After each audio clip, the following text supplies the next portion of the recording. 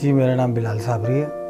میں افضل صابری صاحب کا سب سے چھوٹا بھائی ہوں اور طبلہ جو ہے میرا شوق ہے اور افضل بھائی کے ساتھ ہی میں طبلہ پلے کرتا ہوں. آپ نے دیکھا ہوگا ہمیشہ ویڈیوز وغیرہ میں دھمال خاص طور پہ تو افضل بھائی کے ساتھ ہی میں طبلہ بجاتا ہوں. قوالی میں سب سے مین چیز جو ہے نا وہ طبلہ ہی ہے، کیونکہ ڈھولک باجا یہ سب بھی اس کے ساتھ ہی ہوتا ہے، لیکن طبلہ جو ہے وہ سب سے خاص چیز ہے.